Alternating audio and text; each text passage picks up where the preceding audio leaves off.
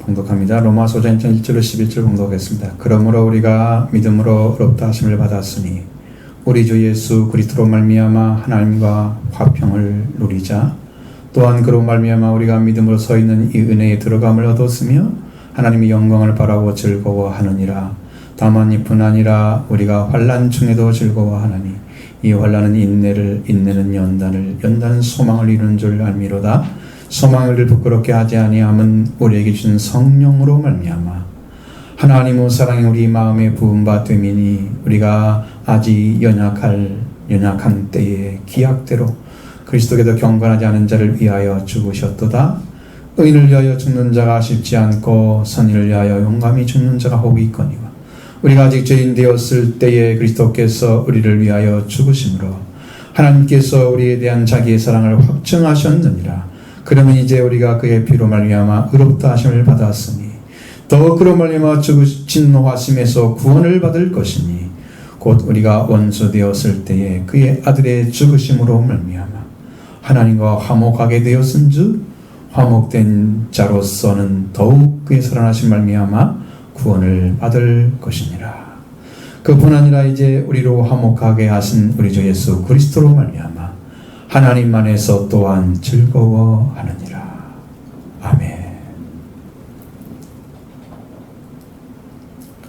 자, 우리가 이 본문에서 찾아야 할 단어는 우리 주 예수 그리스도 말미암아 이런 단어라고 말씀드렸죠.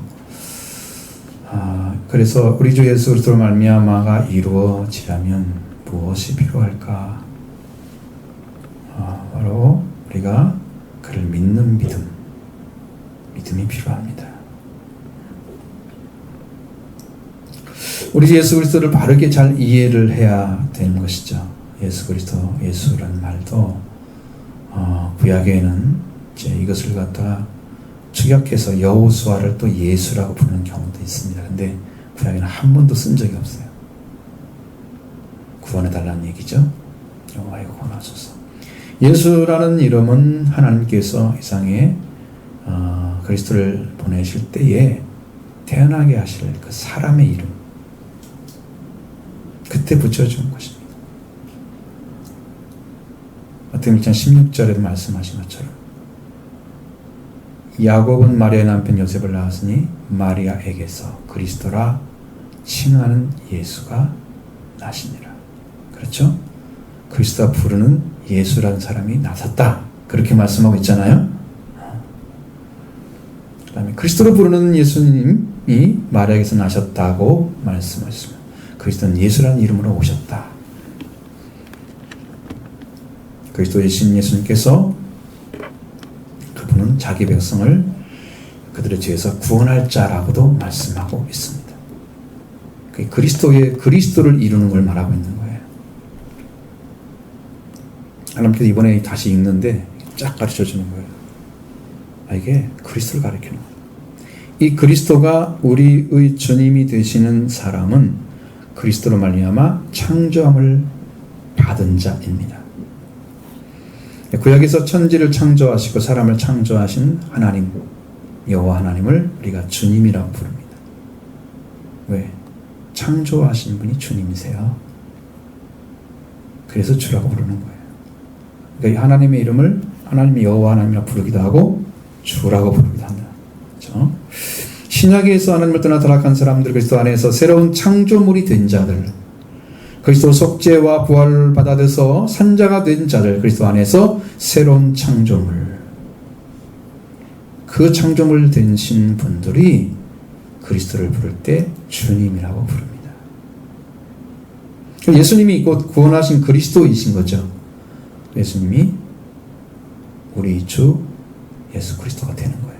네, 우리란 말은 빠졌죠. 같은 은혜를 입은 자들이 우리라고 그러잖아요. 그러니까 그 사람을 대상으로 해서 썼을 때 우리 주 예수 그리스도라고 합니다. 이건 신앙의 고백입니다. 예수님 부르는 이름, 칭호가 아닌 거예요.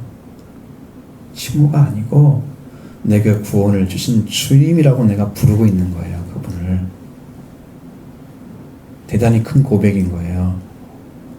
이런 고백이 여러분에게 있기를 원합니다. 왜? 여러분들이 그 은혜를 입으려고 오셨기 때문이죠. 그러니 받으시기 바랍니다. 그래서 예수님이 주 예수 그리스도 이렇게 은혜를 입은 자들을 우리라고 우리들 중에 있죠. 우리 주 예수 그리스도 반드시 구원을 주신 그리스도를 믿고 그를 통해서 이 은혜의 선물을 받아야 하는 자리에 있는 모든 신자들은 예수님 부를 때 우리 주 예수 그리스도로 고백하는 자들이다. 할렐루야. 이렇게 믿으시기 바랍니다. 이것이 우리 주 예수 그리스도의 엄연한 복음입니다. 이 말씀 한마디만 완전하게 들어왔을 때 여러분 구원이 지금 왔어요. 그렇게 안 믿어지니까 그 말씀이 확 들어가시는데,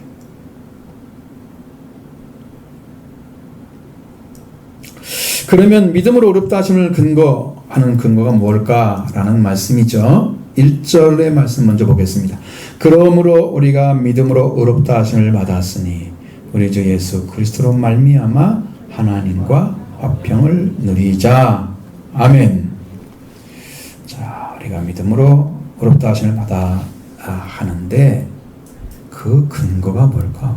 믿음이라고 말씀하시는데, 그럼 믿음에 대해서 말씀하시는데, 믿음에 대한 얘기를 할 때는 여러분 사실 제가 다 살펴보니까 4장 전체 이야기를 해야 돼요. 성경대로 말하면 그래야 이해가 돼요. 그런데 그렇게 하면은 또 다른 설교를 해야 되니까 안 되고 그냥 17절 이하의 말씀만 이게 굉장히 간추려서 말씀을 보도록 하겠습니다. 기록된 바 내가 너를 많은 민족의 조상으로 세웠다 하심과 같으니 그가 믿은 바 하나님은 거룩 죽은 자를 살리시며 없는 것을 있는 것으로 부르시는 이시니라. 아브라함이 말할 수 없는 중에 바라고 믿었으니 이는 내 후손이 이와 같으리라 하신 말씀대로 많은 민족의 조상이 되게 하려 하심이라. 그가 백세나 되어 자기 몸이 죽은 것 같고 사라의 의태가 죽은 것 같음을 알고도 믿음이 약하여지지 아니하고 믿음이 없어 하나님의 약속을 의심하지 않고 믿음으로 견고하여져서 하나님께 영광을 돌리며 약속하신 그것을 또한 능히 이루실 줄 확신하였으니 그러므로 그것이 그에게 의로 여겨졌느니라. 그에게 의로 여겨졌다 기록된 것은 아브라함만 위한 것이 아니요 의로 여기심을 받은 우리도 위함이니 곧 예수 그리스도 우리 주를 죽은 자 가운데 살리신 이를 믿는 자니라. 예수는 우리가 범죄한 것 때문에 내줌이 되고 또한 우리를 의롭다 하시기 위하여 살아나셨느니라. 아멘. 아브라함 우리 조상, 우리 모든 사람의 조상이라고 써 있습니다. 그가 믿은 하나님은 죽은 자를 살리시며 없는 것을 있는 것으로 부르시는 이였다. 여러분, 사람이 생각할 때는 없는데 하나님이 있는 거죠. 그렇게 다른 거예요. 죽은 자를 살리시는 거. 사람은 죽어서 손댈 수가 없어. 이미 끝났어. 하나님은 살리시죠.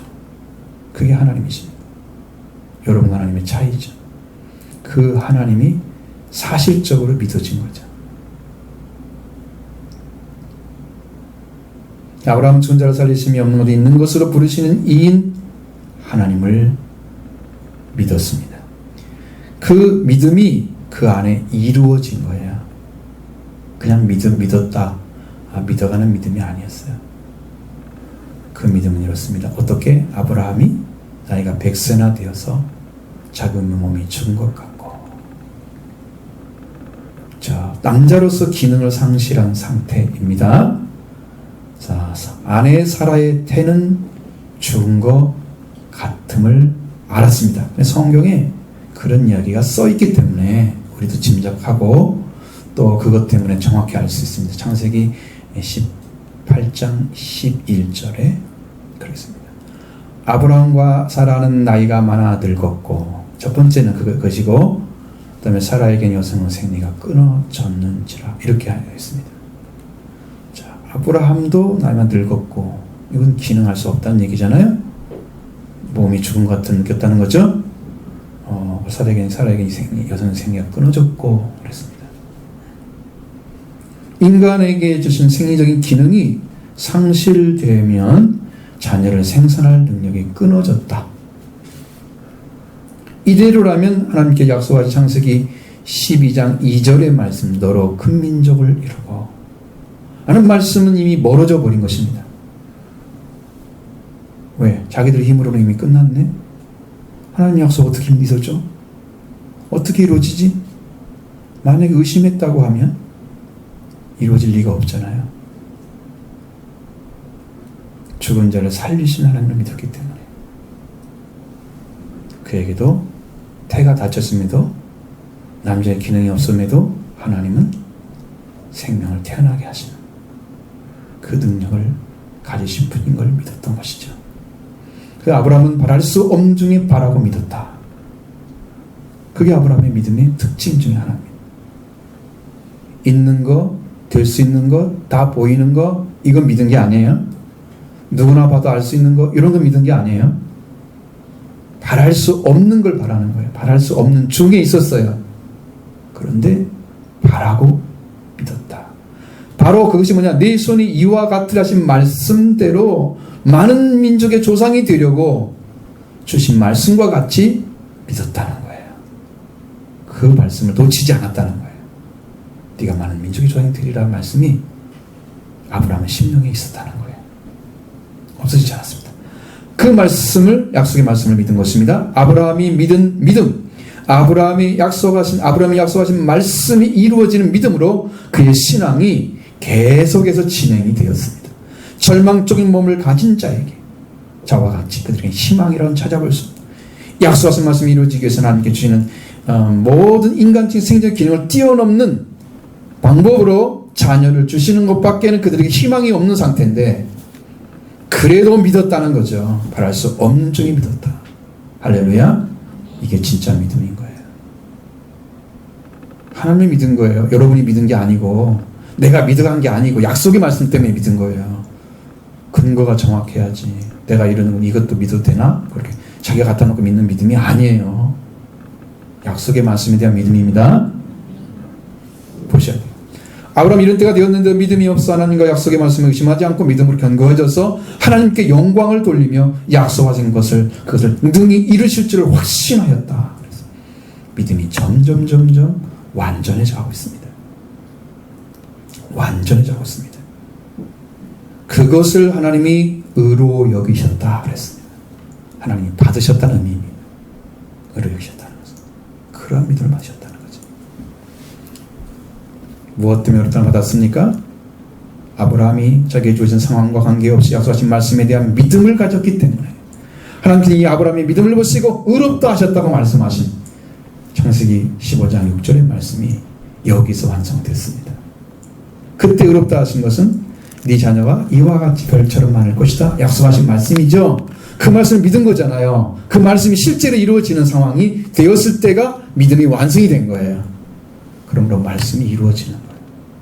믿음의 완성은 말씀이 이루어지는 거다. 그럼 믿음은 바라는 것도 실상이라고 했잖아요. 실상이 왔잖아요. 그러면 아들이 낳아져야 돼요. 아들이 낳아져야 실상이 온 거예요. 네가 많은 민족의 조상이 될 거야. 그것은 약속이에요. 많은 민족의 조상이 되어야 돼요. 하나가 태어나야 그것이 되는 겁니다. 그러니까 그 말씀이 말씀을 믿어서 이루어진 거예요. 그게 믿음의 완성입니다. 실상이 맞습니다. 자, 이렇게 아브라함은 믿은 믿음이 의로움을 여기셨다는 것이 아브라함만 위한 것이 아니고 의로 여기심을 받아야 할 우리도 위한 말씀이다라고 그렇게 받아들이는 것입니다. 우리의 믿음은 곧 예수 우리 주님을 죽은 자 가운데 살리신 이를 믿는 거다. 이건 뭘 말하냐면요, 예수라는 이름을 말할 때는요 모든 사람에서 보내신 자인 걸 가르쳐 줍니다. 예수라는 이름으로. 근데 그분이 그리스도인 걸 믿는 자만이 구원받잖아요. 예수를 믿긴 한데 그 예수가 그리스도인 걸 믿어야 된다니까. 그래야 구원을 주는 거라고요. 그래서 주님이 되는 거거든요. 그래서 우리 주님이 부활시키신, 우리 주님을 부활시키신 그 이가 누구냐? 하나님께서 예수님을 살리신 것을 믿는 믿음을 대해서 하나님께서 그 믿음을 가진 자들이 의롭다 하심을 얻어야 되는, 바로 그들을 위해서 의롭다함을 아브라함이 하신 믿음이 의가 내 것을 우리 것도 되야 된다는 것을 말하고 있는 거죠. 5장에 기록된 말씀대로 우리에게 이루어져야 되기 때문에 이 말씀을 이렇게 가르쳐주고 있는 거예요. 그럼 25절의 말씀과 같이 예수님은 우리가 범죄한 것 때문에 내어줌이 되고 내줌이 되고 우리를 의롭다 하시기 위해서 살아나셨느니라. 우리가 믿은 예수님은 우리의 범죄한 것 때문에 넘겨주셨습니다. 그건 죽음에 넘겼다는 뜻입니다. 그리고 우리의 의롭다함을 하시기 위해서 다시 살아나게 하셨습니다. 부활시켰다는 겁니다. 그러니까 예수님은 우리의 죄 때문에, 범죄 때문에 그냥 넘겨지고, 자유의지가 없잖아요. 자기가 스스로 넘겨지고, 너 넘겨줘? 그럼 넘겨줘야 돼. 그래서 예수님은 항상 종이라고 불렀던 것이죠. 주인의 명령을 따르는 자.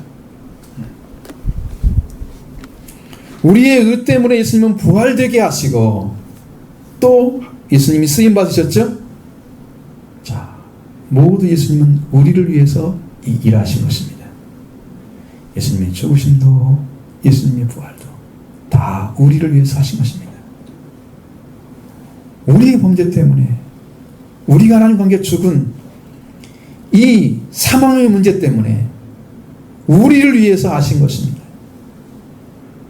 그 예수를 여러분의 마음에 믿고 그분을 받아들이게 되면 여러분도 의롭다함을 얻게 될 줄로 믿습니다. 이게 여러분이 얻어야 할 의인 것입니다. 그렇게 여러분 안에 이루어지기를 원합니다. 그래서 예수님이 이 범죄한 것 때문에 넘겨주심으로 그는 죽으셨습니다. 우리의 의롭다함을 위해서 다시 살아나게 하셨습니다. 이것을 믿는 믿음을 보시고 의롭다함을 받았다 말씀이죠. 하나님께서 보내신 이를 믿는 믿음으로 우리가 의롭다 하심을 하나님께 받았습니다. 그런데 예수님의 부활이 어떻게 의롭다 하심을 인치는가 중요하죠. 십자가의 보혈로 말미암아 우리의 죄를 덮고 하나님의 자녀가 되도록 하시기 위해서 의를 주신다. 자, 십자가의 보혈이 먼저 덮어줍니다. 우리의 죄를 덮어줍니다. 죄가 없죠? 의가 왔습니다. 하나님 자녀도록 했죠? 예수님 안에는 속량입니다. 우리의 죄의 빚을 예수님의 피로 갚아주셨습니다. 피값을 내신 거죠. 생명값을 치르신 거예요. 그래서 하나님의 은혜로 값없이 의롭다함을 얻게 하셨습니다. 우리는 값을 지불한 게 아무것도 없습니다. 우리는 예수님이 다 이루신 거예요. 그것을 여러분이 받아들이는 것, 이게 믿음입니다. 그대로 믿으시 바랍니다. 이루어질 줄로 믿습니다. 자, 이렇게 예수님의 부활되신 분, 나를 속량하신 분이 사셔서 의로가 우리가 피로 의롭다 하심을 얻은 그것을 인치게 되는 거죠. 보증해 주시는 거예요. 그래서 부활로 의롭다함을 얻는 것이 더 완전하다.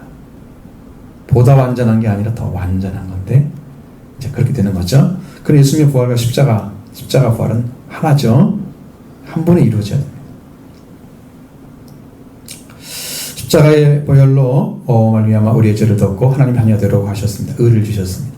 그 예수님 안에 속량으로 우리가 죄의 빚을 예수님께서 그의 피로 갚아주심으로 하나님의 은혜로 값없이 의롭다함을 받게 됐다. 그래서요, 예수님은 부활되신 분을 속량하신 분이 사셔서 다시 우리를 의롭다 하심을 받은 것을 보증해 준다는 거죠. 그래서 이 의롭다 하심을 받은 우리가 예수 그리스도 말미암아 하나님과 평화를 가지느니라. 여기는 가지자, 평화를 누리자 뭐 이렇게 얘기하잖아요. 오늘은 그렇게 뭐 하자 이런 얘기가 아닌 거예요. 보니까 누리느니라 이렇게 돼야 되는데 좀 그렇게 아마 번역한 그런 성경들이 있나 봐요. 한국은 그런 성경을 잘 번역을 따라가거든요. 누리자가 아니라 누리느니라 이렇게 돼 있는 거예요. 자, 이제는 죄인으로서 물러가서 아무것도 할 수 없는 자리에 있지 않고 오직 믿음으로 의롭다 하심을 받았으니 우리 예수로 말미암아 하나님과 평화의 관계를 가지자. 라고 말하고 있는 것이죠. 믿음으로 롭다하심을 받은 우리 주 예수 그리스도로 말미암아 우리가 하나님과 평화가 이루어졌다는 거예요. 평화가 이루어졌습니다. 가장 아름다운 관계가 이제 회복이 된 거죠. 가장 아름다운 관계 안에만 평화가 오게 됩니다.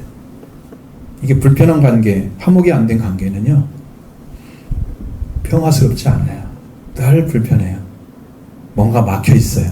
답답해요. 그렇죠? 관계가 끊어졌기 때문에 이것은 굉장히 그냥 괴로워. 그렇죠? 그것만 생각만 해도 괴로워. 여러분, 관계가 잘 안 만들어져 가지고 서로 소통이 안 되잖아요. 아주 답답하고 힘들어요. 그죠? 우리가 하나님 관계가 지금 그렇게 되어 있었는데 우리 주 예수가 말미암아 그것이 탁 평화의 관계가 만들어져서 그걸 어떻게 하자? 우리가 같이 가지게 됐다. 그 관계를 가지게 됐다. 그거예요. 그렇게 말씀하고 있습니다. 그 평화를 여러분들 누리시기 바랍니다. 예수 그리스도님이 이미 하나님과 평화의 관계가 만들어졌어요. 이루어졌어요. 우리는 그 관계를 누리는 것입니다. 가지자는 거죠. 그뿐 아니라 예수 그리스도를 위하여 하나님 우리가 믿음에게 서 있는 은혜의 들어감을 얻었다고 말씀하고 있습니다. 이 서 있다고 하는 단어는 히스테미라는 단어, 완료형을 가진, 서 있는 것이 아니라 지금 서 가는 것이 아니고 서 있는, 이미 완료된 은혜입니다. 은혜가 이미 완료되어 있었다는 거예요. 서 있는 은혜. 무엇에게 서 있어요? 믿음에게 서 있어요. 자, 믿음을 가진 자에게는 이 은혜가 서 있습니다. 우리 안에. 우리가 들어가도록 하기 위해서 기다리는 거죠. 그 은혜가. 이 믿음을 가지고, 그래서 은혜 안에 들어갔습니다. 딱 들어가는 거죠. 이 은혜로 바로 예수 그리스도를 통해서 주시는 성령과 부활 안에 들어가는 것을 말합니다. 주의 피로 이룬 샘물 참 깊고 넓도다. 찬송가 266장이죠. 거기 보면 주의 피로 이룬 샘물이잖아요. 그 안에 들어간다고 얘기합니다. 그의 피로 물목을 적시네. 들어가죠? 피로 들어가는 거예요. 부활로 다시 들어가는 거예요. 이루어지는 거예요. 샘물 안으로 들어가는 것입니다. 우리가 얻어야 할 것들 모두가 그리스도의 십자가와 부활 안에 다 들어있습니다. 하나님께 예수님이 이루신 그 십자가와 부활의 은혜로 그 은혜를 베풀어 주시는 거예요. 그래서 믿음에게 서 있는 이 은혜에 들어가면 우리가 하나님의 큰 신령한 은혜에 참여하는 거예요. 그 은혜를 받은 사람들에게 하나님의 나라와 그 능력과 권세가 다 열려 있다는 거죠. 그 뒤로 아들을 우리에게 주신 이가 그 나머지 은혜도 주지 않겠느냐 그랬죠? 그게 예수 그리스도를 통해 이루신 것이 다 있는 사람에게 모든 것이 다 열려 있다는 거죠. 하나님의 무한한 세계가 그들의 것입니다. 신령한 은혜에 참여하는 것입니다. 이미 이뤄놓으신 그 은혜를 여러분과 제가 참여하게 될 줄로 믿습니다. 이게 다 우리를 위해서 준비하는 거예요. 또 그런 말미암아 하나님의 영광 가운데서 즐거워한다고 말씀하고 있습니다. 이 즐거워한다는 말은 자랑한다라고 번역하는, 이와 같은 은혜를 말하는 것은 무엇을 말하는가? 하나님의 영광 가운데서 자라는 삶이 그게 주어진다는 거예요. 그 영광을 향해 나가는 자들은 누구인가 하면 하나님의 왕국을 찾은 자들입니다. 여러분, 하나님의 영광을 바라보는 자들은요, 그 하나님 나라의 영광의 가치를 찾은 자들만 그 찾아가요. 소망이 와요. 이 땅에 있는 거 이거 아무것도 아니네. 하늘에 소망이 넘쳐지게 부어지잖아요. 그러면 이 소망 가운데 들어가면 우리가 살고 있는 이 땅은 너무너무 작은 것들만 가득 차 있는, 티끌과 같이 정말 쓸모없는 것들, 그 영광에 비교할 수 없는 것들만 존재하는 알게 돼요. 이것이 안 찾아지면 세상까지 크게 보이는 거죠. 그래서 여러분, 신앙은 차이가 날 수밖에 없어요. 이거 못 찾으면 이 땅의 거 찾고 사는 거예요. 따니까 잘 되게 하고 따니까 잘 먹고 잘 살다가 가는, 그게 복인 줄 알고 사는 거예요. 하늘의 소망이 아닙니다. 하나님의 영광의 소망이 아니죠. 영광의 소망과 자랑하는 삶이 우리에게 주어져야 된다는 거예요. 하늘의 소망이 넘치게 부어져야 되고요. 그 소망을 자랑하면서 계속 살아갑니다. 그래서 주님을 우리로 하여금 그 은혜에 들어가는 얻게 하시는 영광 소망 가운데 자랑하는 삶이 계속 주어지면 여러분의 믿음은 날로 성장할 줄로 믿습니다. 주님을 아는 지혜가 더 커질 줄로 믿습니다. 하늘의 영광 속에 참여하는 가운데 하나님의 사랑이 더 커져요. 사랑의 소망이 더 커져요. 넘치도록 부어질 줄로 믿습니다. 이뿐 아니라 환난을 당해도 자랑한다고 말씀하고 있습니다. 3절로 5절 보겠습니다. 다만 이뿐 아니라 우리가 환난 중에도 즐거워하나니 이 환난의 인내는 연단은 소망을 이루는 줄 알미로다. 소망이 우리를 부끄럽게 하지 아니하면 우리에게 주신 성령으로 말미암아 하나님의 사랑이 우리 마음에 부은 바 됨이니. 아멘. 이것들 지금 찾아냈어요. 은혜에 들어가는 거 하나 찾아냈죠. 하나님의 영광의 소망 가운데서 자랑하는 삶이 또 하나 주어졌어요. 두 가지가 주어진 거예요.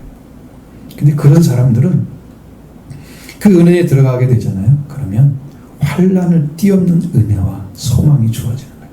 엄청난 자랑입니다. 이 은혜에 들어가면 환난을 당하고 있어 자랑한다. 그 은혜를. 환난을 이기는 능력을 가지고 있다는 거예요. 환난은 들립시스라는 단어입니다. 억압이라는 말. operation이라는 단어를 쓰죠. 고난, application. 환난이란 말, tribulation. 이 단어는 성경의 대부분 고난이라는 단어로 번역이 되어 있을 것입니다. 전부 성경에서는. 이 고난이라면 괴로움과 어려움을 말하지만 환난은 재난과 근심과 재난을 말합니다. 사람에게는 많은 근심을 가지게 되는 거예요. 원천 재난을 당합니다. 특히 당시의 신앙인들, 로마 시민들, 그들에게는 엄청난 박해와 핍박이 그들에게 닥쳐왔습니다. 사실적인 거예요. 그러니까 이 신앙을 갖지 않은 사람은 다 무너지겠죠? 자랑하지 못하겠죠? 그러나 이 신앙을 가진 사람은 자랑합니다. 이렇게 하나님 영광을 주셨다. 그러니까 바라보는 세계가 다르기 때문에 이 땅의 것들은 내가 좀 환난 당, 이건 하나님 은혜 가운데 다 이길 수 있는 능력이 주어진 거예요. 승리합니다. 당시의 신앙인들이 그랬습니다. 그렇다고 해서 피할 수 있는 게 따로 있는 것도 아니에요. 받을 수밖에 없습니다. 여러분, 성경에서 피할 수 있는 신앙은, 그런 은혜는 따로 있습니다. 시험은. 고린도서 10장 13절에 그 말씀이 나와 있습니다. 사람이 감당할 시험 밖에는 너희가 당한 것이 없나니 오직 하나님은 비로소 너희의 감당할 시험, 감당하지 못할 시험 당함을 허락하지 아니하시고 시험 당할 즈음에 또한 피할 길을 내서 너희로 능히 감당하게 하시느니라. 이 시험에 해당되는 단어는 페이라조라. 시련하다, 시험하다, 유혹하다 라는 것입니다. 근데 이 단어는 특별히 파괴적인 성격을 가지고 있습니다. 좋지 않은 단어죠? 그 배후에는 마귀가 있다는 거죠. 성경은 말하고 있습니다. 그러니까 그 마귀가 역사하지 못하도록 하나님 막아버리시면 여러분 시험 당할 시험만 오겠죠? 근데 그 두 번째 시험 당함이란 단어가 페라이스모스입니다. 이건 외부로부터 우리에게 오는 걸 말합니다. 이건 내적인 것이 아니에요. 응? 내 안에 이루어진 일어나는 것들이 아니고요. 밖에서 오는 거예요. 외부로부터. 그래서 우리가 능력의 한계가 다다르게 되잖아요. 그럼 하나님은 시험을 당하지 않도록 지켜주신다. 외부의 시험도 지켜주신다. 마귀의 시험도 지켜주신다. 그게 시험 당할 때 길을 열어주시는 것입니다. 여러 가지 시험의 성격이 여기서 시험의 성격이 잘 나타나고 있는데 우리가 이렇게 시험을 당할 것은 하나님의 피할 길을 열어주시는 것. 그게 시험, 하나님이 사탄의 공격으로 피할 수 없는 공격으로 당하는 시험. 여러분 그럴 때도 있잖아요. 근데 궁극적으로 보면은 끝에 가서 보면 반드시 하나님이 피할 길을 주세요. 예수의 이름 능력을 주시고 예수의 피를 주시고 성령의 권능을 주시고 다 주셨죠? 그러니까 그 이름을 가지고 얘기하면 마귀는 다 물러갑니다. 우리는 승리합니다. 자, 이렇게 해서 우리가 시험 당하는 것은 피할 길을 주시는 시험인데, 그러나 사탄의 공격, 피할 수 없는 공격이 당하게 되면 여기에는 뭐가 필요하냐? 그렇게 당하게 될 때가 있는데 그때 여러분 매우 곤고한 삶을 살겠죠? 그렇습니다. 그런 인내, 그런 시간이 지날 때를 뭐라고 하냐면 인내라고 하는 거예요. 여러분이 평범하게 조금 당하는 시험 가지고 인내 이런 말을 집어넣으면 안 돼요. 그게 무슨 인내예요? 다 갈 수 있는 건데. 그게 아니라 당할 수 없는 믿음의 시험의 결과가 소망으로 나타날 때까지 하나님이 그것을 계속 끌고 가신다면 어떻게 할 거예요? 그 인내의 시간이잖아요. 그 시간이 길면 길수록 고통스럽겠죠. 그러니까 빨리 돌아오는 것이 어떻게 돼요? 인내의 시간을 줄이는 거죠. 근데 고집 부리면 계속 갑니다. 정신 못 차리면 계속 갑니다. 이거 생각하지 않고 계속 가는 사람이 있어요. 개인적으로 다 보면 있잖아요. 말씀에 순종하지 않으니까 계속해서 어떤 것들이 계속 막혀 있는데 안 하고 그냥 지나가는. 그럼 자기한테 고통스럽잖아요. 근데 그걸 못 이겨. 또 하기도 싫어.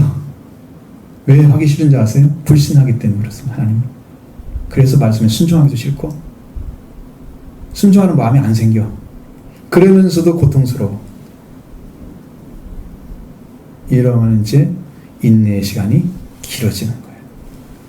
그 사람이 앞에서 말씀하신 그런 은혜에 들어갔거나 영광의, 하나님의 영광의 소망을 가지며 자랑하는 그런 믿음이 아니라면 무너지는 거죠. 그것도 아닌데 고집 부리고 있으면 무너지는 거죠. 방법이 없습니다.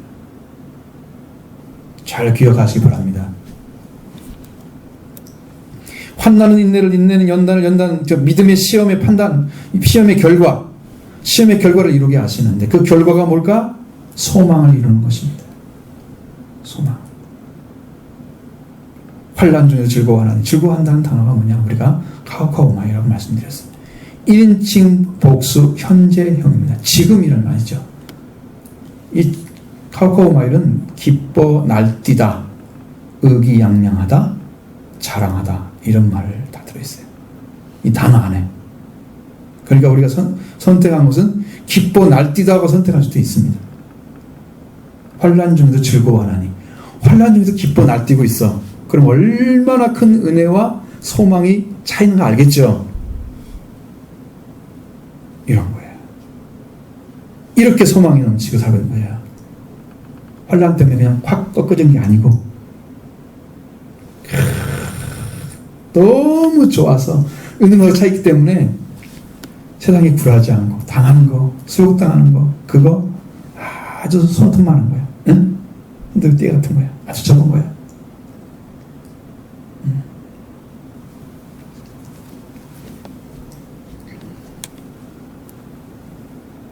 조적지혈이라고 하잖아요. 믿음에서 은혜에 들어간 사람들, 하나님의 영광 가운데 소망을 가지고 넘치도록 자랑하고 있는 사람들, 이런 신앙은요 환난을 그냥 느끼고 극복합니다. 이 환난은 지속될 때는 인내를 계속해야 하잖아요. 그럼 인내를 하게 되면 연단을 계속 받는, 믿음에 대한 시험의 결과가 나올 때까지 받는 건데, 이제 마치 영광로에 금이 들어갔어요. 금덩어리가. 금 들어가 있는 게 사금이죠. 이것이 들어갔어요. 그러면 이걸 갖다가 녹여가지고 순금만 나오게 하려면 여러 번 단련을 해야 됩니다. 정금이 나오죠. 거기서 순금이 만들어요. 이렇게 만들어지는 것처럼 성도는 여러 시험을, 환난과 당할 때에 참고 인내함으로 자신의 정화가 이루어지는 거예요. 자기가 뭘 할 게 뭔가를 알았어요. 순종해야 할 것이 뭔가를 알았어요. 그것이 연단 과정에 있는 거예요. 그래서 이 변화를 이루어가는 과정이 맞춰지면 소망이 이루어져요. 이제 이것밖에 없구나. 여기 바랄 건 여기밖에 없네. 우리가 바란 게 다 헛것이었어? 그게 알아질 때까지 계속 하는 거예요. 소망은 뭐냐? 내가 하나님과 함께 사는 것입니다. 그걸 바라보잖아요. 하나님과 함께 살고 있죠. 하나님과 함께 살아가는 그 소망은 우리를 부끄럽게 하지 않는다는 거죠. 실망하게 만들거나 좌절시키지 않는다. 절대로 우리를 그렇게 만들지 않습니다. 소망이 어떻기 때문인가요? 하나님 우리에게 주신 성령으로 말미암아 하나님의 사랑이 우리의 마음에 부음되었다고 말씀하십니다. 그러니까 성령은 우리 이 소망의 원인이나 결과가 아니고 하나의 수단 내지 방법이 되시기 때문에 그렇습니다. 성령이 왔다. 그건 끝이 아니에요. 성령이 와서 어떤 결과가 나와야 돼. 그래서 수단 방법이라는 거죠. 그런 의미로 여기는 쓰이고 있습니다. 성령이 우리 마음에 쏟아져 들어오면 물론 제가 경험도 있으면 하나님의 사랑이 충만해집니다. 사랑이 부어지는 거예요. 사랑. 컬컬컬 쏟아지는 거죠. 우리 주 예수 그리스도로 말미암아 하나님과 평화를 누리며 믿음에서 은혜에 들어갈 것 같고 하나님의 성공의 소망 가운데 자랑하는 신앙, 얻은 환난을 지나서 인내를 지나서 연단을 통과해서 소망을 이루는 과정, 이게 영적인 과정이에요. 이 과정이 쭉 지나가 이를 통해서 소망이 이루어진 자에게 하나님과 함께 살아가는 하나님 나라에 소속된 것을 알고 하나님 나라에 들어가서 그걸 사는 것을 매우 기쁘게 생각하고 영적인 진리 가운데 살아가는 것, 하나님 말씀을 받게 됩니다. 그 말씀을 이루어가는 것 또한 큰 기쁨이 됩니다. 말씀 받은 큰 기쁨이죠. 말씀을 이루는 건 더 큰 기쁨입니다. 그래서 그에게는 이미 하나님과 어렵다면 이미 이루어진 거고요. 그리고 하나님과 평화를 가지고 하나님의 영광 소망을 잘하는 자가 왔기 때문에 그에게는 성령이 부어지고 이 성령으로 말미암아 하나님의 사랑이 우리한테 부음받았다. 하나님 가운데 사랑을 충만하게 부어진 그 은혜가 우리에게 넘치게 오는 것입니다. 그것이 이루어질 줄로 믿습니다. 이것은 이론을 말하는 게 아니고 바울의 말을 설명해 주는 게 아니고 실제 그게 존재한다는 거예요. 어쨌든 어떤 단어나 어떤 문장을 통해서 여러분한테 이 얘기를 해야 하잖아요. 근데 그 글만 설명하면은 그 글이 그건 글일 뿐이야. 그 안에 있는 내용이 이면적인 내용이 있단 말이에요. 그것이 이루어져야 한다는 거죠. 성령은 그것을 가지고 가져다 주는 거예요. 말씀을 듣는 자에게. 그 믿음을 받으시면 여러분의 심겨질 줄로 믿습니다. 그러면 하나님의 사랑이 어떻게 나타나느냐? 6절로 8절에 나타났습니다. 보시죠. 우리가 아직 연약할 때에 기약대로 그리스도께서 경건하지 않는 자를 위하여 죽으셨다. 의인을 위하여 죽는 자가 쉽지 않고 선을 위하여 죽는 자가 혹이 있거니와 우리가 아직 죄인 되었을 때에 그리스도께서 우리를 위하여 죽으심으로 하나님께서 우리에 대한 자기의 사랑을 확증하셨느니라. 아멘. 우리에게 주신 하나님의 사랑의 확증은 우리가 죄인 되었을 때에 그리스도께서 우리를 죽으심으로 나타난 거죠. 사랑은 죄인을 위하여 죽는 것을 말하고 있습니다. 바울이 말하고 있는 깨달은 바울에게 온 사랑은 죄인을 위하여 죽는 것입니다. 사랑은 어떤 명분이 필요한 것이 아니라 일반적으로 죄인, 아무것도 받을 수도 없고 멸망당할 수밖에 없는 죄인을 위해서 죽는 것입니다. 사랑은 이렇게 나타났습니다. 하나님 우리를 위해서 먼저 사랑한 것도 하셨죠. 우리가 먼저 사랑은 아니고 우리는 하나님을 대한 사랑을 잃어버린 죄인들입니다. 근데 그 사랑을 잃어버리고 하나님을 떠난 죄인을 위해서 그리스도께서 죽으셨다. 사랑은 죄인을 위하여 죽는 것이다. 우리가 연약할 때 계약대로 그리스도께서 경건하지 않은 자를 위하여 죽으셨다고 말씀하고 있습니다. 이 단어를 생각하면 여러분 이 연약하다는 말은요, 우리가 조금 지금 힘이 부족해서 못한다는 의미가 우리는 생각하지만 원어적인 의미는 의를 행하는데 느린 그런 삶을 살고 있는데 우리는 여전히 의를 향하는데 느리다.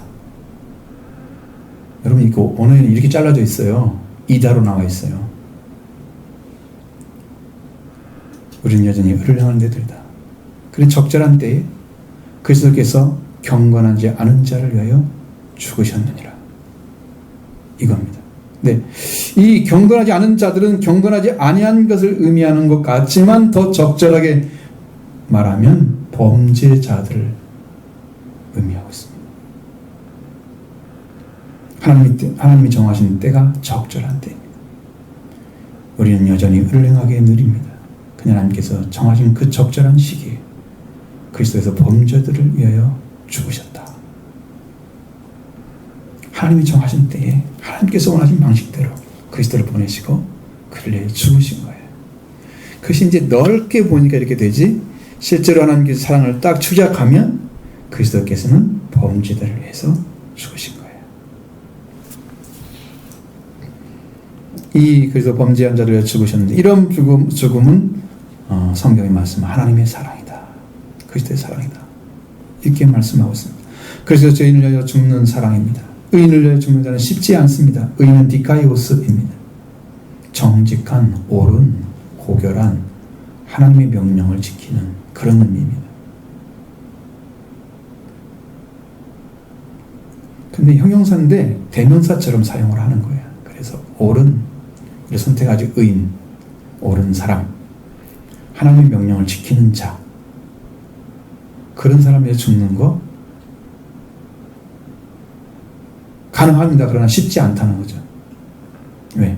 옳은 자를 위해 죽었으니까 명분이 되잖아요. 죽음의 명분이. 그런데 옳은 자를 위해서 죽었다는 죽음의 가치와 명분이 되기 때문에 죽음은 헛되지 않은 것으로 생각해서 그를 위해 죽을 수 있습니다. 그러나 죄인이라 죽는 것은 무가치한 죽음과 같은 것이 생각되는데, 그리스도께서는 기어코 죄인을 위해서 죽으시는 거예요. 의인에 죽는 게 아니고. 그것이 죄인을 위한 사랑. 선인을 위하여 죽는 자는 혹이 있습니다. 선이라는 아가도스라는 말을 씁니다. 선한. 형용사지만 여기서 대명사로 사용합니다. 아가도스의 좁은 의미는 인정하는, 버너벌런트, 친절한, 카인드, 관대한, 제너러스, 선을 행하는, 자선심이 많은, 버너퍼센트로 했습니다. 단어는 여기에서는 선인이라는 단어를 선택을 했어요. 이것처럼 인정 많은 사람, 친절한 사람, 관대한 사람, 좋은 사람, 선행을 하는 사람, 자선심이 많은 사람, 이 사람을 선인이라고 이렇게 얘기하는 거죠. 그럼 이 사람을 위해서 죽는 명분이 상당히 있습니다. 그런데 죄인을 죽는 것은 가치도 없고 명분도 없습니다. 근데 그리스도께서는 그들을 위해 죽으시는 거예요. 유독 왜 죄인들을 위해 죽으셨을까요? 여러분, 세상이 말씀하고 세상이 말하고 있는 의인들, 세상이 말하고 있는 선인들, 이것은요 말씀의 은혜로 들어간 사람들 같지만 완전하지 않은 것들 말하는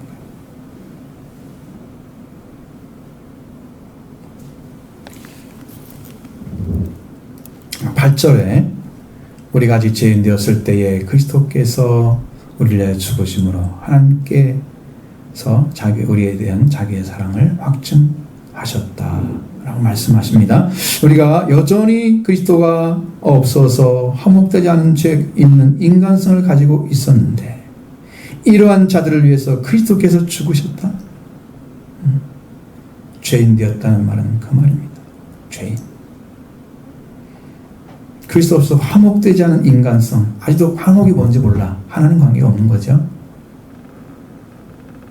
그런 자를 위해서 그리스도에 죽으신 거예요. 하나님께서 우리에 대한 자기의 사랑을 확증하신 거예요. 왜?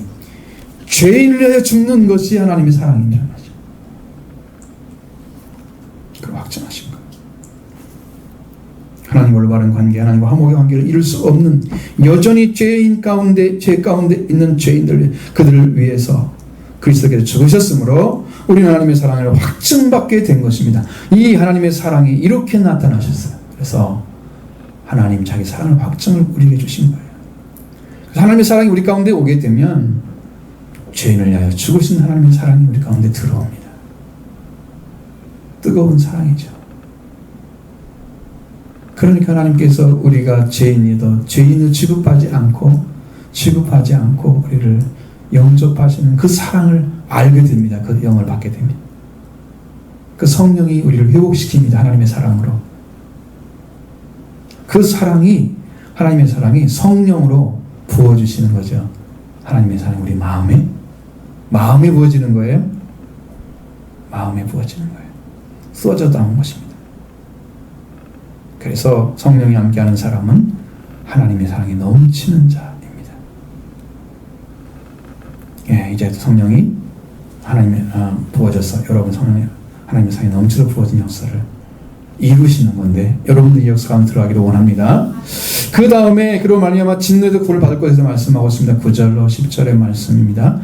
그러면 이제 우리가 그의 피로 말미암아 의롭다 하심을 받았으니 더 그로 말미암아 진노하심에서 구원을 받을 것이니 곧 우리가 원수 되었을 때에 그의 아들의 죽으심으로 말미암아 하나님과 화목하게 되었은즉 화목하게 된 자로서 더욱 그의 살아나심으로 말미암아 구원을 받을 것이니라.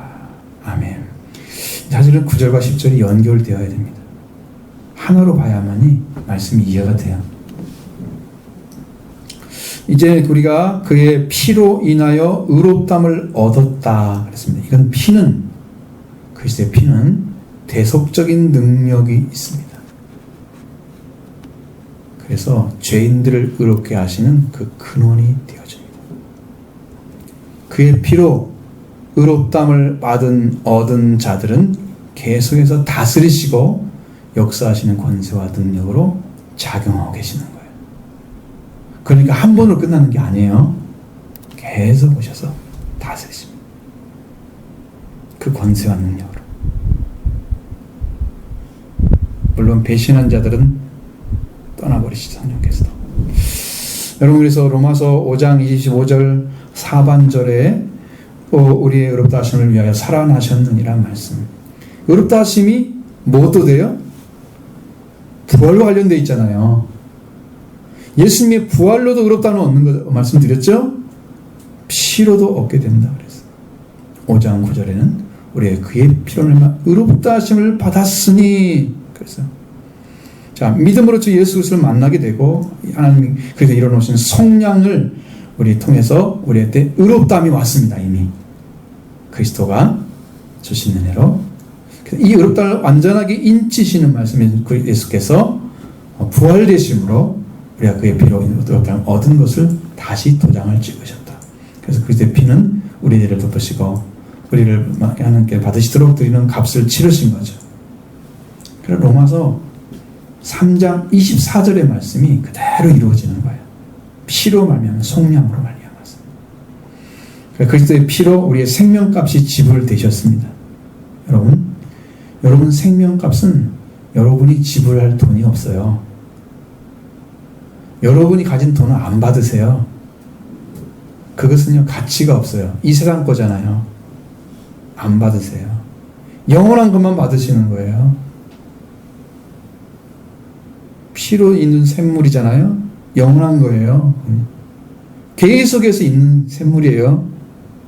그러니까 그 피값만 받아요. 이 땅에 돈 아무리 많이 갖다 줘도 그걸 받으시는 게 아니에요. 그걸로 생명 한 사람도 못 사요. 이 상에 있는 금은발을 다가 모아갔다. 하나님 생명 한 사람 살 수 있도록 해주세요. 못 사요. 그걸로.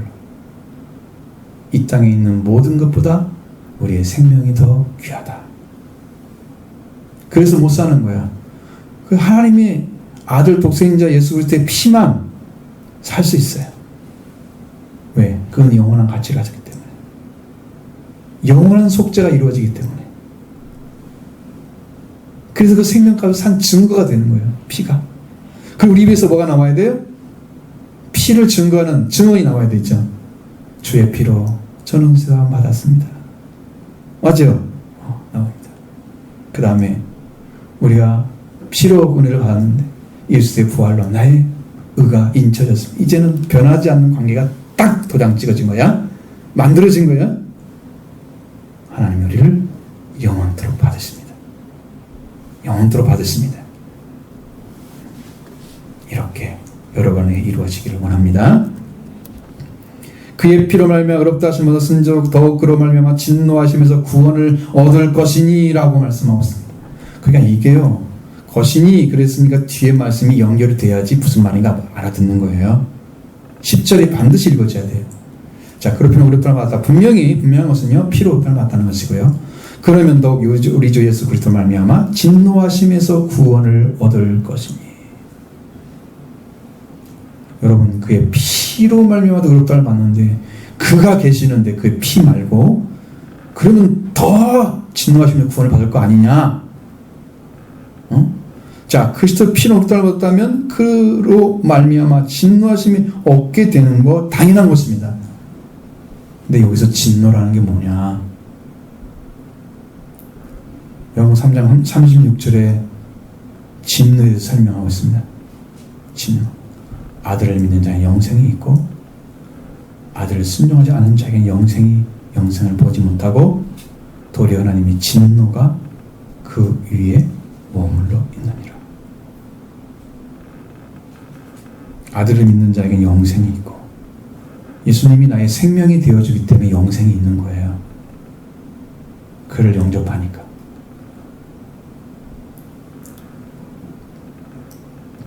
그 아들을 믿고 영생을 얻게 하려고 보내셨잖아요.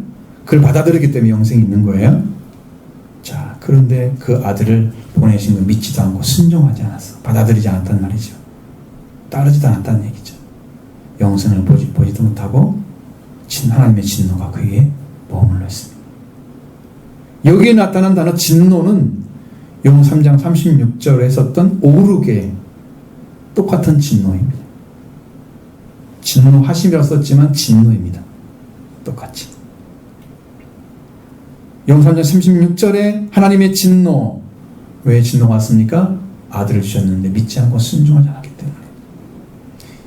자, 여전히 그 진노가 그 위에 머물러 있다고 말씀하고 있습니다. 로마서 5장 19절에는 하나님의 진노하심에서 구원을 받는다고 그랬어요. 이 진노란 말을 왜 쓰냐 그러면요, 이게 다르기 때문이에요. 여러분, 이 진노는 단어가 두 가지 사용됩니다. 그러나 저는 제가 이제 우리가 쓸만한 단어를 하나 찾아왔는데, 진노는 존엄한 사람이 몹시 노함, 이겁니다. 하나님이죠. 존엄한 분이죠. 하나님이 몹시 노하 계시는 거예요. 왜 노해 계실까? 지금 너희가 죽으려고 해서 죽어서 너희를 살리러 지금 보냈잖아요. 아들을 믿고 살으라고 보냈잖아요. 근데 순종하지 않으니까 하나님의 진노가 더 머물러 있는 거예요. 그 속에, 그 위에.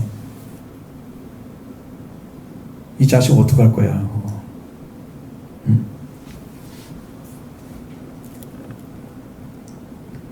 로마서 8장 5장 19절에는 그의 피로 말미암아 의롭다함을 얻었잖아. 그렇지 않아 더욱 그리스도로 말미암아 진노하심에서 구원을 받을 것이다.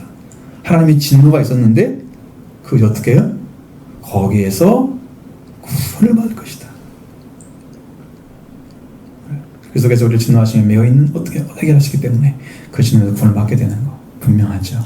이 하나님의 진노는 여기서는요, 하나님의 진노의 심판을 가리키는 겁니다. 이 단어 자체가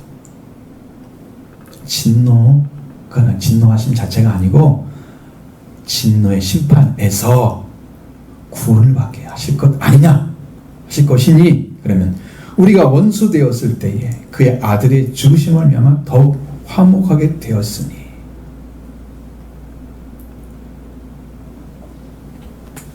저는 10절 말씀에서 나타나고 있는 이 단어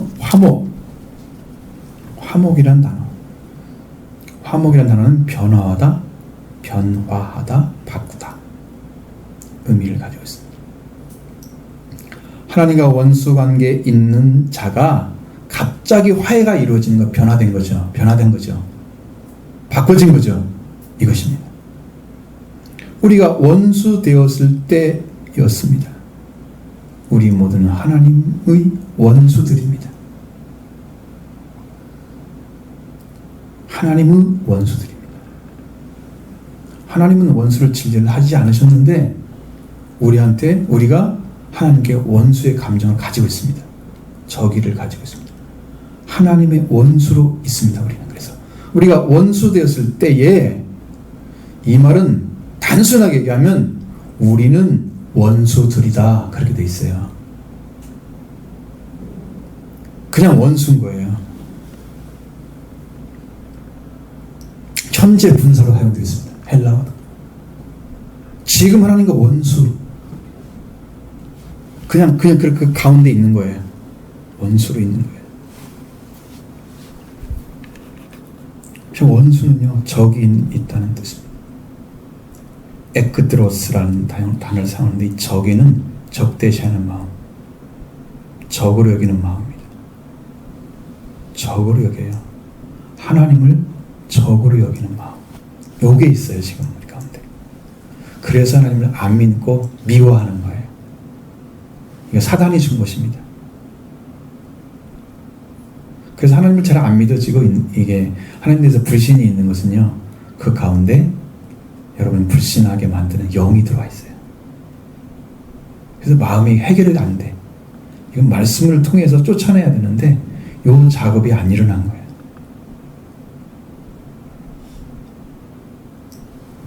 하나님을 향하여 대적하는 마음. 그래서 이런 마음을 가지고 있는 자를 하나님과 원수들이다. 하나님이 원수들이다. 우리는 하나님의 원수들이었습니다. 이렇게 하나님과 관계가 막힌 관계의 단절로 인해서 형성이 되었는데, 원수가, 사람이 어떻게 하나님과 원수가 됐느냐? 여러분, 사람이 하나님의 뱀의 말을 듣고 하나님 말씀을 어김으로써 결정적으로 죽음이 됐습니다. 죽음이 왔습니다. 하나님과 관계 단절이 이루어지면서 인간은 육신만 남아있는 거죠. 영이 죽은 자가 됐습니다. 하나님과 관계가 단절된 자는 죽어 있는 자입니다. 그거 살리기 위해서 예수님 오신 건데, 계속 그렇게 있으면 하나님 진노가 머물러 있는 거예요. 그러나 거기에서 구원받게 되면 여러분, 우리가 화목이 이루어지는 거예요. 화해가 이루어지는, 대전환이 이루어지는 것입니다. 영적인 관계가 끊어져 있기 때문에. 하나님과 원수, 그 아들의 죽으심으로 인해서 하나님과 화목이 이루어졌습니다. 이미 이루어졌어요. 이 아들의 죽음이 어떤 일을 했기 때문에 그런 일이 벌어지는가, 그걸 보니까 골로새서 1장 13, 14절에 그 말씀이 있어요.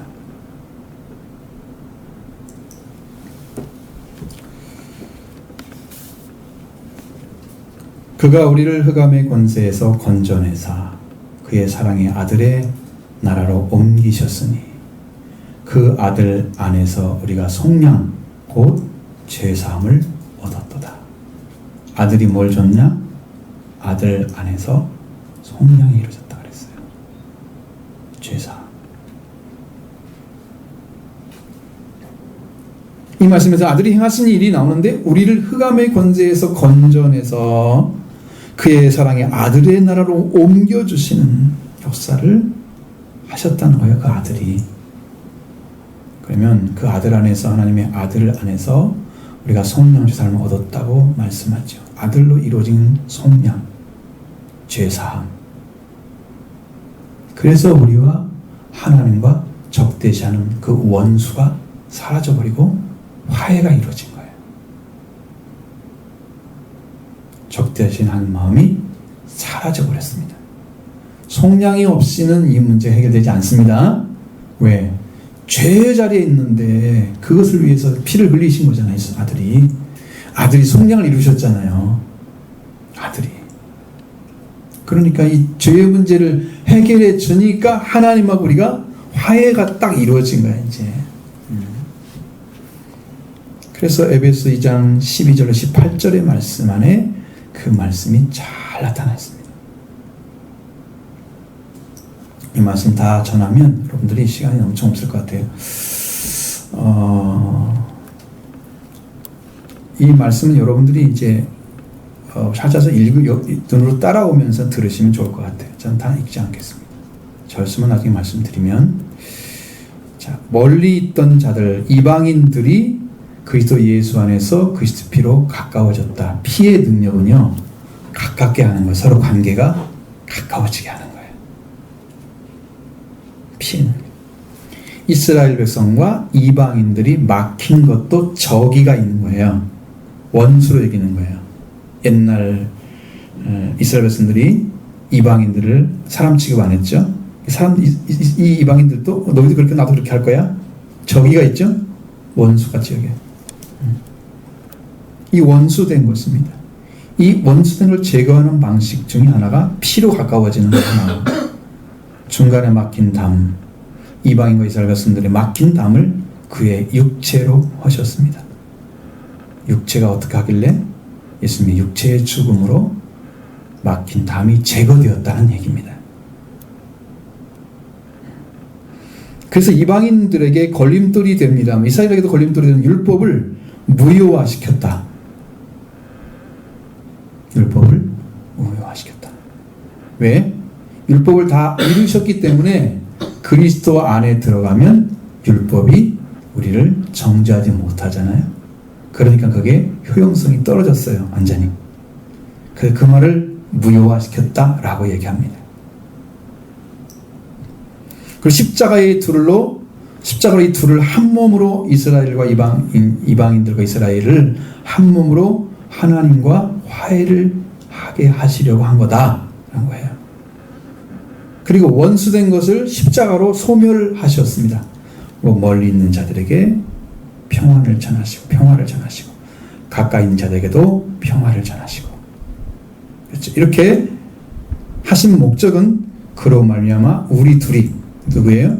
이방인과 이스라엘이 한 성령 안에서 아버지께 나아감을 얻게 하려고 하신 거다. 그럼 나중에 결국은 어떻게 된 거야? 똑같이 이방인과 이스라엘이 함께 한 아버지께 나아가는 게 목적이야. 이방인이라 버린 게 아니란 말이야. 이스라엘 먼저 선택한 것이지. 이방인을 살리기 위해서.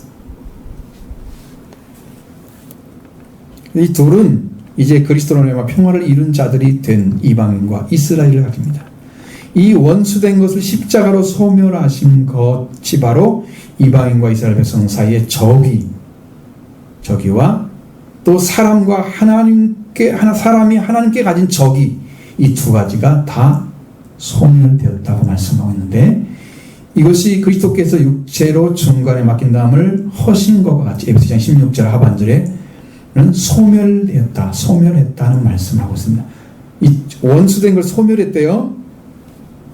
어디서 십자가로 소멸했죠. 이 소멸했다는 말은 아포크테이노라고 합니다. 죽이다, 살해하다. 그리스도께서 십자가에서 저기를 살해했습니다. 그래도 그것 때문에 뭐가 이루어진 거예요? 하나님과 사람 사이에도 뭐가 이루어졌어요? 화해가 이루어졌습니다. 자, 이스라엘과 이방인들도 화해가 이루어졌습니다. 하나가 된 거죠. 저기가 사라졌어요. 원수가. 그럼 그리스도 안에 돌아오기만 하면 모두가 뭐한다? 하나가 된다. 그래서 그리스도 안에서는 차별이 없다. 이방인이나 이스라엘 모두가 하나인 것입니다. 여러분, 이 영적 공동체가 만들어진 게 교회예요. 여러분 이 안에 들어오기를 원합니다. 이 은혜를 받으면 더 행복해집니다. 그러니까 열심히 성경을 읽으면서 좀 연구를 해야 보란 말이야. 쉽지 않으시죠? 들으면 알겠는데 나가면 잊어버리죠. 그러니까 많이 들어보세요. 그러면 여러분 마음에 확 심어져서 그거 말하는구나. 그래서 변함없이 내가 믿어질 거예요. 그리스도 십자가로 이미 원수된 것, 이 저기가 다 사라져버렸구나. 끝나버렸구나. 이방인 사람과 사람 사이에, 하나님과 사람 사이에 다 사라져버렸어요. 화해가 이루어진 거예요. 그래서 화해란 단어가 뭐냐? 화목이란 단어가 화해로 바뀌는데 카탈라소라고 합니다. 카탈라소. 바꾸다, 화해시키다 이 말입니다. 이 관계를 확 바꿔버렸습니다. 카탈로스는 카타라는 말과 알라스가 두 가지 합성어인데, 카타란 말은 뭐뭇 아래, 뭐뭇에 대하여. 알라스는 변하다, 변경하다, 바꾸다. 자, 바꿨죠? 어떤 관계? 원수된 적의 관계가 어떻게 됐어요? 바꿔졌어요. 화해로 바꿔졌어요. 할렐루야. 이렇게 이루신 거예요. 화해를. 자, 화해가 이루어졌으면 어떻게 됩니까? 이 화해는요, 이루어진 상태가 어떤 것인지 알아야 돼요. 화해가 이루어지면 이 변화가 날카롭게 변화가 됩니다. 우리는 더 이상 연약한 자, 의를 행하기에 느린 자가 아닙니다. 경건하지 않은 자, 죄인들이 아닙니다. 성령으로 해서 하나님의 사랑이 우리 마음에 부어져 쏟아 나온 자들입니다. 인간의 기준이 하나님과 법적인 관계뿐 아니라 우리 삶의 전체의 변화가 일하기 시작합니다. 이 은혜가 오게 되면, 이 은혜 안에 들어가면 여러분은 다 똑같이 그렇게 이루어지기 시작합니다. 엄청난 변화가 찾아왔고 하나님과 화해가 되었습니다. 원수였던 건 이제는 아버지와 아들로 화해가 이루어진 거예요. 하나님을 아버지라 부를 수 있는 자격이 주어진 거예요. 엄청난 변화죠? 원수돼가지고 지옥에 가야 할 사람이 어느 날 갑자기 하나님 아버지라 부르면서 영생 얻었어요. 화해됐죠? 이게 대전환입니다.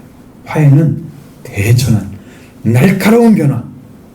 응? 조금 변한 게 아니고 관계가 좀 나아졌어. 옛날엔 좀 덜 친했는데 조금 더 친해졌어. 이게 아니고 완전한 변화. 원수 되었었는데 자식이 됐어. 할렐루야. 이면 변화. 이것이 화해라는 뜻입니다. 카탈라스. 그래서 이제 화해가 극적으로 이루어졌습니다. 이것은 하나님이 아들을 죽음을 통해서 이루신 은혜입니다. 그렇기 때문에 화목된 자로서 더욱 그의 살아나심이 되기로 말미암아 구원을 얻을 것이다. 뭐가 이루어졌는데 앞에서는 뭘로 이루어졌어요? 피로 의롭다함 얻었죠? 어떻게 됐어요? 그로 말미암아 하나님의 진노에서 구원을 받을 것인데 원수되었던 사람이 어떻게 됐어요? 하나님과 화해가 이루어졌어요. 그러니까 그의 부활하심을 말미암아 더욱 구원을 받을 게 아니냐? 이렇게 말씀하고 있는 거예요. 그래서 9절과 10절이 하나인 거죠. 이렇게 이루어질 거라고 믿습니다. 우리가 그 부활하심 때문에 더 구원이 완전해요. 근데 실제로 부활이 오면 의로움은 완전해집니다. 안 깨집니다. 관계가. 하나님 관계가 안 깨집니다. 할렐루야. 우리가 여전히 적이 같은 자들인데 하나님의 아들의 죽으심은 화해가 이루어지고 화해가 이루어진 자로서 그리스도 살아계심 되면서 더욱 구원을 완전하게 한 것이다. 이렇게 말씀하는, 이렇게 화목하게 하신 예수 그리스도를 말미암아 하나님 안에서 자랑하게 된다. 11절 보겠습니다. 그뿐 아니라 이제 그리스도 우리로 화목하게 하신 우리 주 예수 그리스도로 말미암아 하나님 안에서 또한 즐거워하느니라. 아멘. 이제는 화목하게 하신 우리 주 예수 그리스도로 말미암아 하나님 안에서 또한 즐거워한다 고백하죠. 이 화해하게 하신 분은 우리 주 예수 그리스도 있습니다. 그러니까 그로 말미암아 하나님 안에서 또한 자랑하게 되는 거예요. 그리스도 우리 주 예수 그리스도로 인해서 되어지지 않은 게 없어요. 거기가 다 근거가 되고요. 거기서 이루어지게 돼 있어요. 그러니까 또 즐거워하고 또 자랑하는 거예요. 이 하나님과 화해를 이루어 주신 우리 주 예수 그리스도는 하나님 안에서 자랑하고 즐거워한다. 이 자랑이라는 여기서 뜻은요, 자랑하면서 즐거워하는 두 가지를 다 가지고 있습니다. 이 말씀은 좀 달라요. 이 즐거움은 우리가 생각하는 뭐냐면은 우리가 죽은 자였는데 이제 살아서 영생을 얻게 되신 거, 얻은 자 된 거, 이거 이 즐거움은 생각만 해도 자랑하고 싶고 즐거워하는 것입니다. 두 번째 즐거움은 이 땅에서 영원한 소망을 찾은 즐거움입니다. 내가 여기 땅에 살고 있는데, 발을 딛고 있는데 나는 영원한 소망이 나한테 주어졌어. 나와 있어. 즐겁습니다. 세 번째는 참된 즐거움입니다. 참된 즐거움. 뭐냐면 이 세상에 주는 즐거움이 아니고 참되며 영원한 즐거움을 난 얻었다. 그 즐거움이지. 깔뱅이 말했습니다. 종교개혁자 칼빈이죠. 존 칼빈. 프랑스 사람인데 장 깔뱅이라고 읽어야 맞습니다. 근데 영어식으로 발음을 하니까 장 칼빈이 된 거죠. 절대 아니죠. 장 깔뱅은 하나님은 만물의 근원이요 축복 그 자체이시므로 우리는 그리스도로 말미암아 하나님과 화목함으로써 아무것도 부족할 것이 없는 행복을 누리게 된다. 이 말씀에서 그렇게 얘기를 했어요. 깔뱅이. 이 즐거움에 대한 이야기죠. 자, 오늘 이 말씀을 생각하면서 우리 주 예수 그리스도 말미암아 우리가 그 은혜에 감사하는 축복된 시간이 되기를 원합니다.